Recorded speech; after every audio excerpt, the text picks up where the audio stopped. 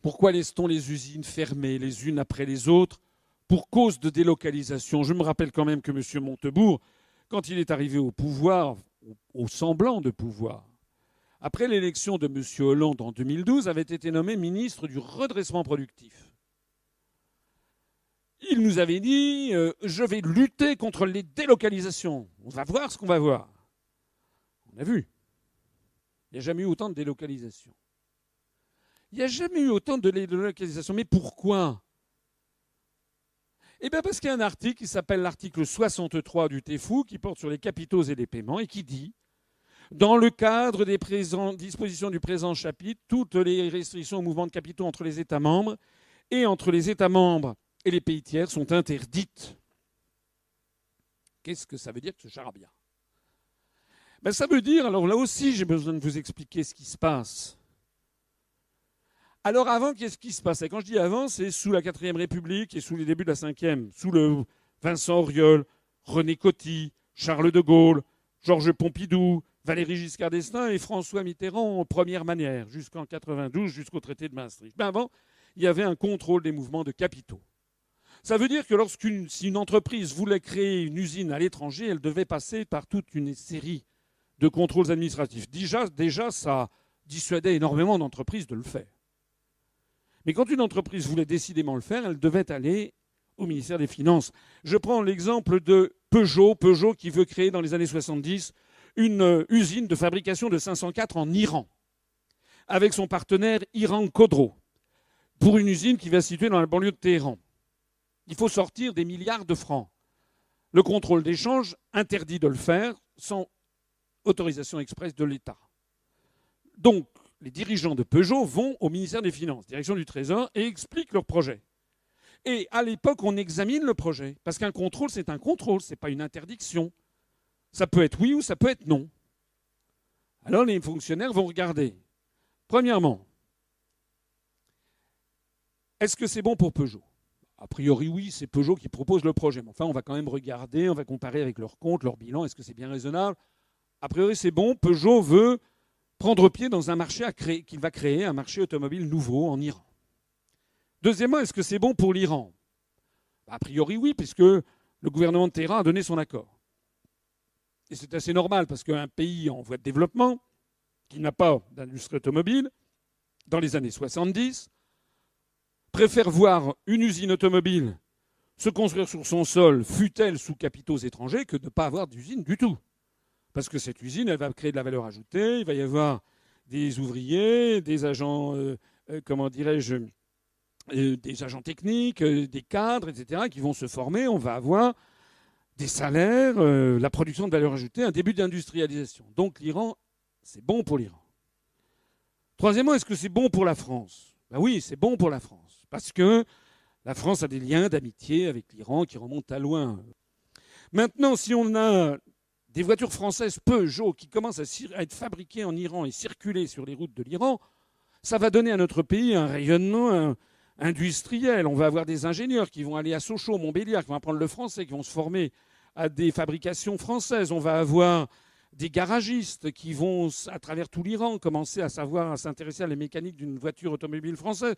On va avoir des gamins dans les rues qui ont 9 ans, 10 ans, qui vont se dire « Ah, quand je serai grand, j'aurai une voiture française. » Et puis ces voitures, elles vont être fabriquées, puis elles vont être distribuées, elles vont vendues en Irak, en Afghanistan. On est dans les années 70. Donc c'est bon pour la France, pour le rayonnement, le prestige industriel de la France, le développement de la langue française. C'est bon pour Peugeot, c'est bon pour l'Iran, c'est bon pour la France. Quatrième et dernier point, et quid pour les ouvriers français et pour l'emploi en France? C'est bon ou c'est mauvais? Eh bien, c'est bon. Et pourquoi c'est bon? Parce que les voitures qui vont être fabriquées à des très très bas coûts sur place ne peuvent pas être réimportées en France. Parce que nous sommes maîtres de notre commerce extérieur, parce que ces voitures sont destinées à un marché local qui est nouveau. Donc il n'y a pas de concurrence avec la production en France. Mieux encore, il va falloir envoyer des pièces détachées à la filiale qu'on construit en Iran, et donc on va embaucher en France des ouvriers qui vont fabriquer des pièces détachées. Ça va créer de l'emploi. C'est bon pour Peugeot, c'est bon pour l'Iran, c'est bon pour la France, c'est bon pour les ouvriers français. Bingo, on dit oui.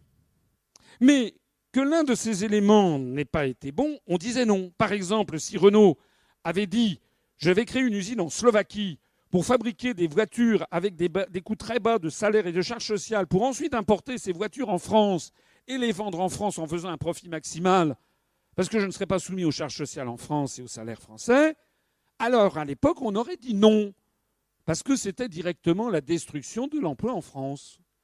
Voilà. Eh bien, c'est ça qui a fait voler en éclats l'article 63 du TEFU. Toutes les restrictions au mouvement de capitaux sont interdites, c'est-à-dire que désormais, Peugeot peut aller s'installer en Chine, à Wuhan, pour y construire une usine automobile. En quoi d'ailleurs, j'y suis allé avec Jacques Chirac, en quoi d'ailleurs ils ont eu raison, parce que ces voitures ne sont pas importées en France, c'est pour irriguer le marché chinois. Donc nous, moi je ne suis pas hostile toujours à ce genre de choses. Mais en revanche, lorsque Renault, effectivement, s'est installé en Slovaquie, ils ont pu le faire, eh bien ça directement nuit à l'emploi en France. Le résultat de cette belle politique, si je dis belle de façon ironique, de cette politique est le suivant. La destruction de l'industrie française. Ici, vous avez une carte. Une carte de France, c'est l'industrie en 1968. C'est d'ailleurs, à l'époque, les grands endroits où il y a beaucoup d'industrie en France. La vallée de la Seine, les raffineries, les mines dans le nord de la France, la sidérurgie en Moselle, en Meurthe-et-Moselle.